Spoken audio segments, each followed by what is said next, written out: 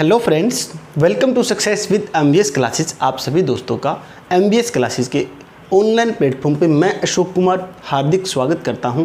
मैं आपको इस चैनल के माध्यम से इलेक्ट्रिशियन थ्योरी करवा रहा हूं। इलेक्ट्रिशियन थ्योरी के अंदर हम आज पढ़ने वाले हैं बेसिक इलेक्ट्रॉनिक्स के बारे में। बेसिक इलेक्ट्रॉनिक्स के मैंने आपको बहुत से लेक्चर्स करवा दिए हैं।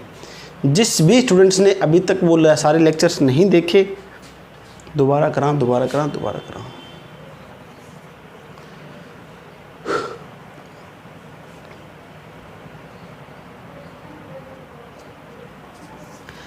Hello friends, welcome to success with MBS classes. आप सभी दोस्तों का एमबीएस क्लासेस के इस ऑनलाइन प्लेटफॉर्म पे मैं अशोक कुमार हार्दिक स्वागत करता हूं।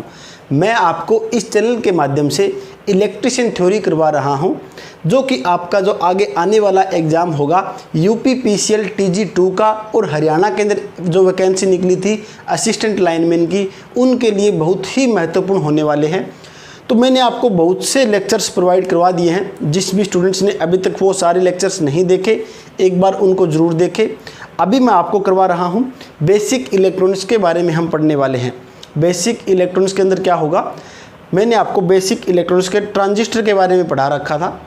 ट्रांजिस्टर के अंदर क्या है, हमने बहुत सी बातें सीखी। ट्रांजिस्टर क्या होता है, किससे बनता है, किसने खोज की थी। आगे हमारे पास क्या है, जो अलग अलग प्रकार के जो ट्रांजिस्टर है उनके कनेक्शन किस तरह से करते हैं वो हम पढ़ेंगे। तो हमारे पास क्या होगा, आज का जो टॉपिक है वो क्या है, ट्रांजिस्टर के जो ट्रांजिस्टर होगा, ट्रांजिस्टर के कनेक्शन। हमें ट्रांजिस्टर के क्या करने हैं, कनेक्शन करने हैं। अलग अलग टाइप में कनेक्शन होंगे। सबसे पहला कौन सा होगा, सबसे पहला कनेक्शन होता है कॉमन बेस। दूसरा कौन सा होगा, दूसरा होता है कॉमन एमीटर। और तीसरा कौन सा होता है, तीसरा हमारे पास होगा कॉमन कलेक्टर। इनमें सभी को आपको देखने को मिल रहा है क्या, इन सभी में आपको common base, common ammeter, common collector, यानी कि जो बेस है इसमें कॉमन रहेगा, इसमें एमीटर कॉमन रहेगा, इसमें कलेक्टर जो है कलेक्टर है वो कॉमन रहेगा। ठीक है, बिल्कुल सिंपल वे में एक बार ही वीडियो देखने के बाद आपको समझ में आ जाएगा। सिंपल तरीके से मैं आपको समझाने वाला हूँ। मान लीजिए हमारे पास सबसे पहले आपको ट्रांजिस्टर का सिंबल पता होना चाहिए। ट्रांजिस्टर का सिंबल क्या होता है, हमारे पास इस तरह से ये टर्मिनल्स बने होते हैं। इन टर्मिनल्स में क्या है, ये वाला बीच वाला पॉइंट, इसको बोलते हैं बेस। ठीक है, इसको बोलते हैं बेस। जहाँ पर हमारा पॉइंट बना होगा, ये एरो का निशान दिखाई दे रहा है आपको, उसको बोलते हैं हम क्या, एमीटर। उसको बोला जाता है एमीटर। और जो एक और हमारे पास टर्मिनल बचा है उसको क्या बोलते हैं, उसको बोलते हैं कलेक्टर। ठीक है, ये तीनों पॉइंट आपको याद रखने हैं कनेक्शन के अंदर। ये तीनों पॉइंट ही आपके काम आने वाले हैं। तो सिंबल आपको पता होना चाहिए, ट्रांजिस्टर का सिंबल किस तरह से बनता है।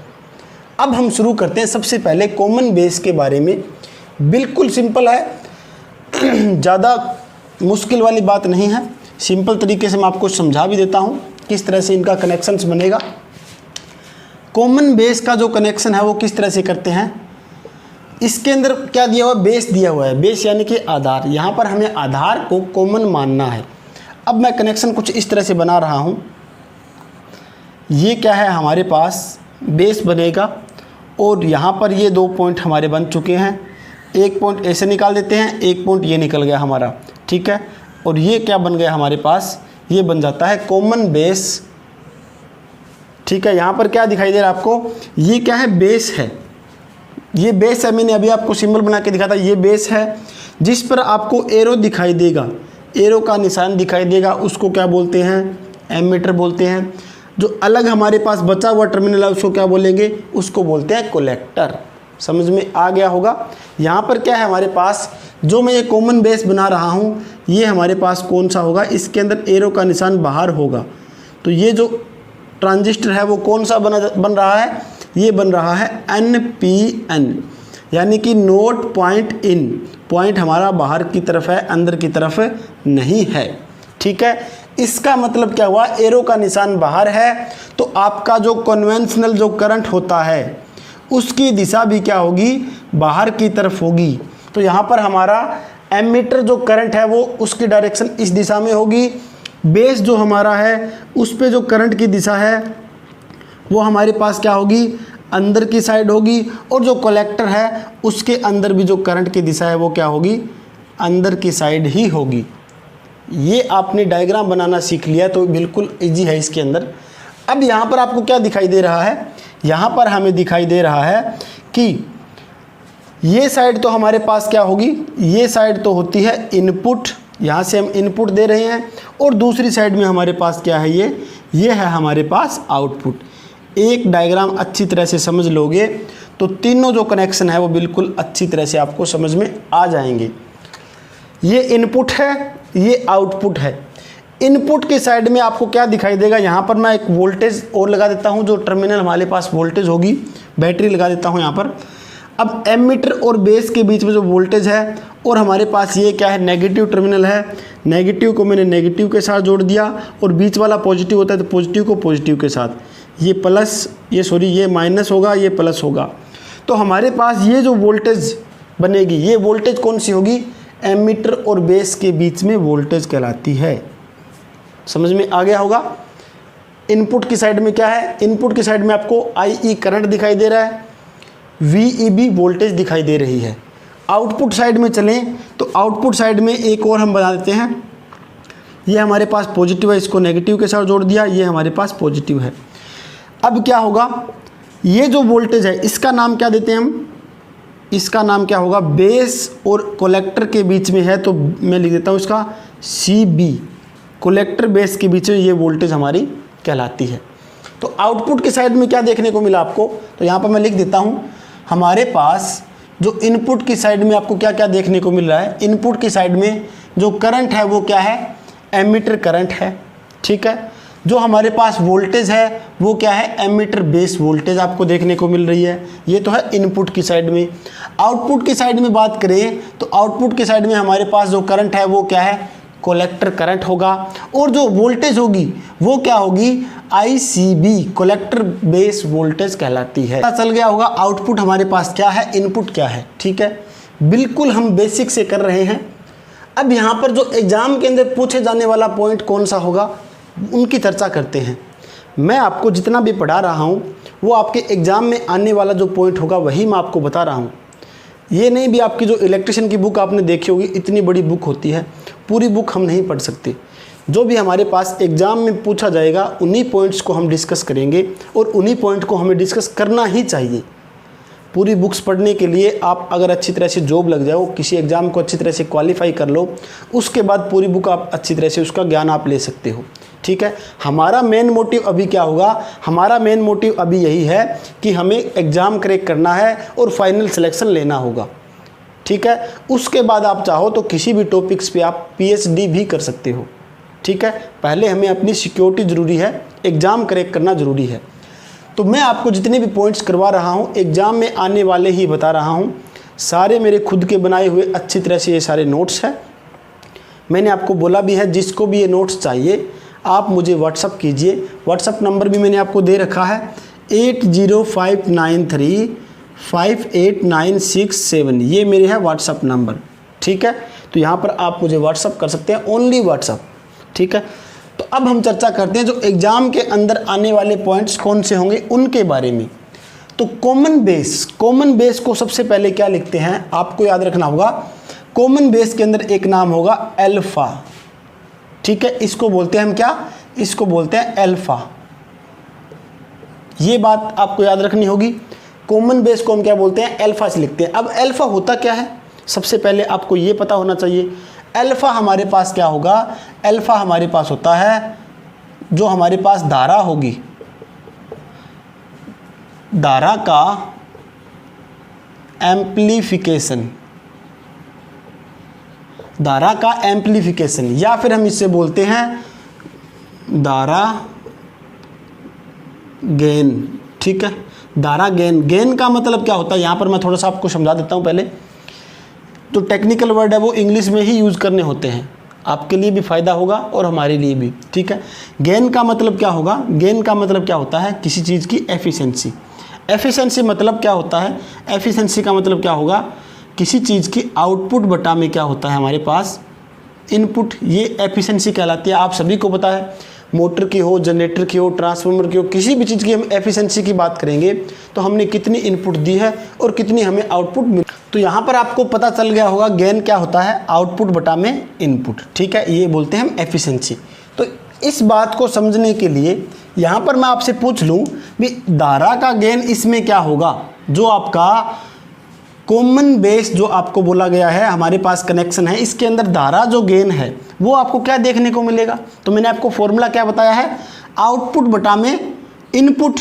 तो यहाँ पर आपके पास आउटपुट करंट क्या है, आउटपुट करंट हमारे पास क्या होगा, IC, और इनपुट करंट क्या है इसके अंदर, इनपुट करंट है हमारे पास IE। ये बराबर किसके होगा, अल्फा के। दोबारा बताता हूँ, ये एग्जाम में पूछा जाता है, हर एक टेक्निकल एग्जाम के अंदर ये जो पॉइंट्स है वो वेरी वेरी इंपॉर्टेंट पॉइंट होगा और बहुत बार भी एग्जाम के अंदर पूछे गए हैं, ठीक है। तो इसके अंदर क्या है, जो अल्फा जो होगा, अल्फा क्या होता है, अल्फा सबसे पहले लिखते हैं कॉमन बेस के अंदर। याद ना रहे तो याद रखने की ट्रिक बताता हूँ आपको। इसको स्टार्ट करते हैं हम अल्फा ए से, ठीक है, ए से स्टार्ट करते हैं और बी जो बेस वाला जो हमारे पास है उसके अंदर बनेगा ये, बस इतना याद रखना आप, ठीक है। ए बी, इसका संबंध ए बी से बन रहा है, ठीक है।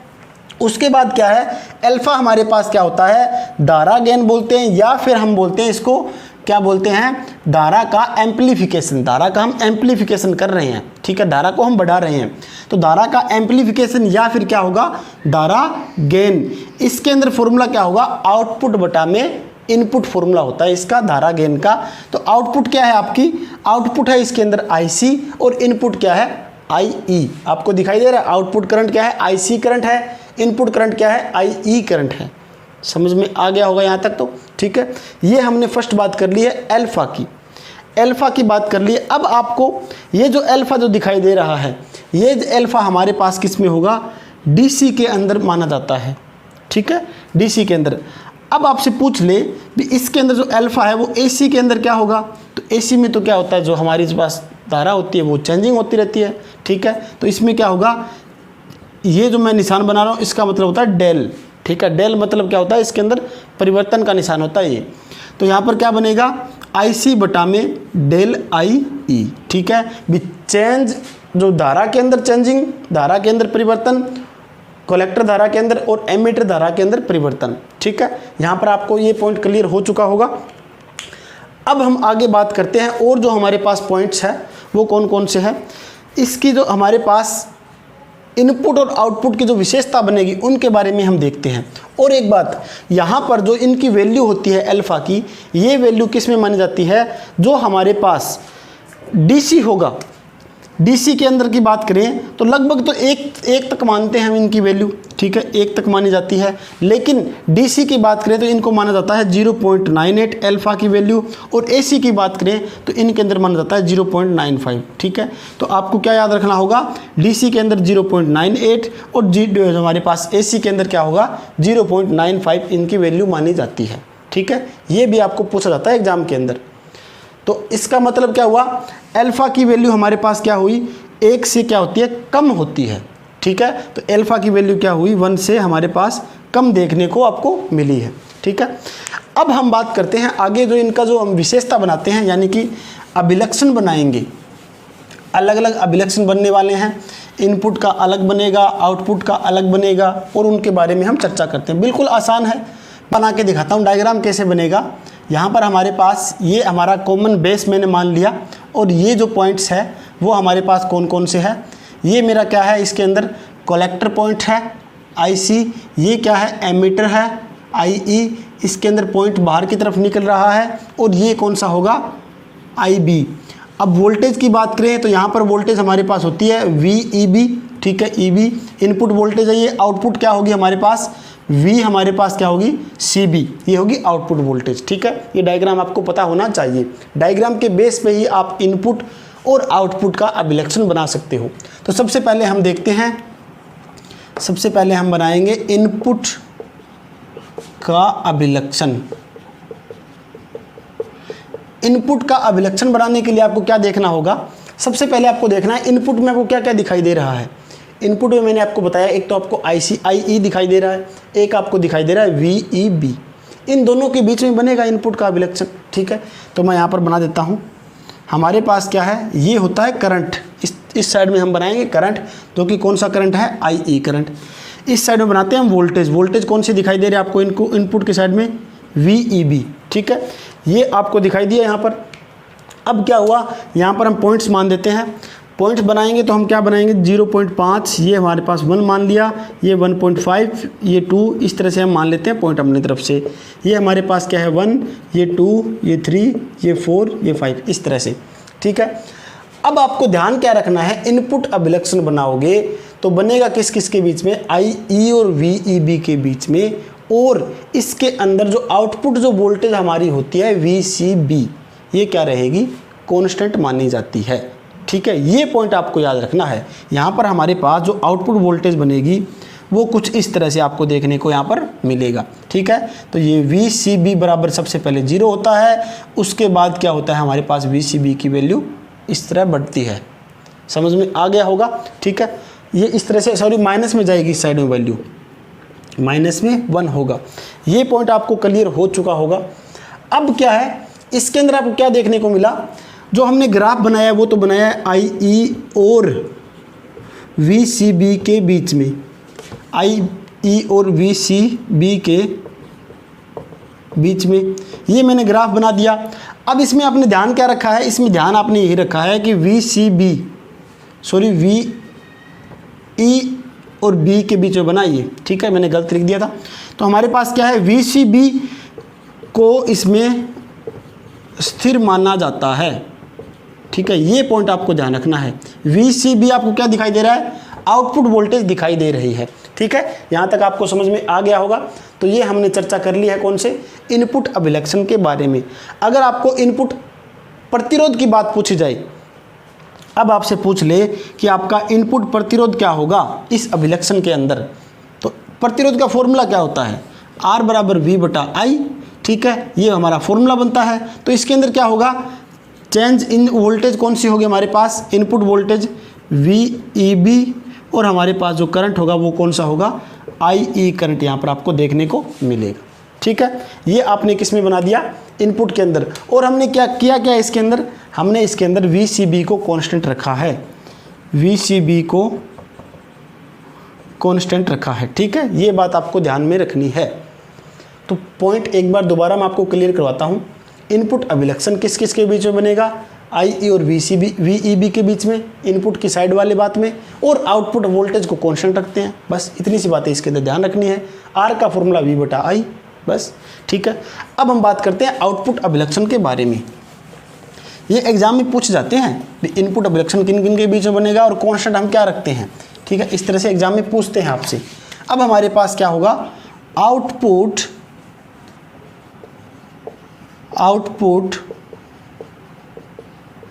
अभिलक्षण। आउटपुट अभिलक्षण की बात करें तो क्या होगा, हमारे पास डायग्राम वही बनेगा।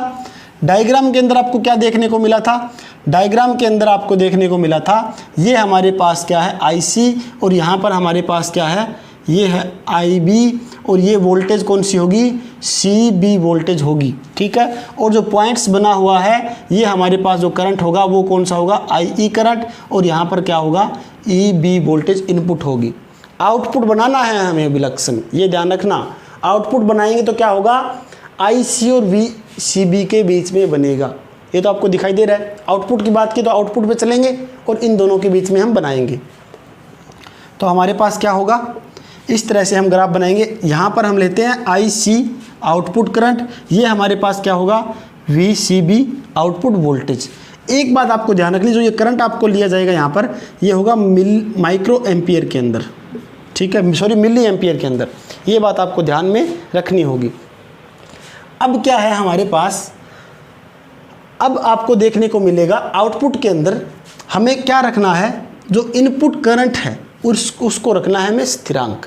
ठीक है, उसको हमें स्थिर रखना है। इनपुट करंट को स्थिर रखेंगे तो किस तरह से यह ग्राफ बनेगा, सबसे पहले हमारे पास यहाँ से हम शुरू करते हैं कुछ, और इस साइड से चल रहा है ये। ठीक है, ये ग्राफ आपको इस तरह से देखने को मिलेगा। इसमें आपको ध्यान क्या रखना है, ये हमारे पास क्या है, IE जो आपका इनपुट करंट है वो आपका क्या होगा 0, यहाँ पर क्या है आई ई बराबर इस तरह से मैं बना देता हूँ 1, ये क्या होगा आई ई बराबर ये 5, आई ई बराबर ये क्या होगा 10। इस तरह से हम आपके आगे करते चले जाएंगे। ठीक है, तो हमने क्या किया, आई सी और वी सी बी के बीच में ये बना है, वी सी बी के बीच में बना है। ठीक है, सबसे पहला पॉइंट तो ये। दूसरा क्या है, इनपुट जो हमारे पास करंट होगा आई ई स्थिर रखते हैं। ठीक है, स्थिर रखते हैं इनपुट करंट को, ये भी आपको समझ में आ गया होगा। आगे क्या दिया हुआ है आपको इसके अंदर, आगे हमारे पास इसके अंदर प्रतिरोध की बात करें, हम जो हमारा आउटपुट प्रतिरोध है उसकी बात करें तो स्वयं वही फॉर्मूला, आउटपुट वोल्टेज क्या होगी VCB बटा में इनपुट वोल्टेज, जो आउटपुट इनपुट करंट है, सॉरी आउटपुट करंट है हमारे पास क्या होगा IC होगा, यहाँ पर क्या है डेल और ये डेल। ठीक है, कांस्टेंट क्या रखा है हमने, कांस्टेंट रखा है IE को हमने IE कांस्टेंट होगा। ठीक है, ये हमने बना दिया है इनपुट और आउटपुट के अभिलक्षण, समझ में आ गए होंगे। ठीक है, तो आज के लिए इतना ही। आगे हम इसी तरह से और जो हमारे पास कॉमन बेस है तो आगे हम करेंगे कॉमन एमीटर के बारे में, फिर कॉमन कलेक्टर के बारे में।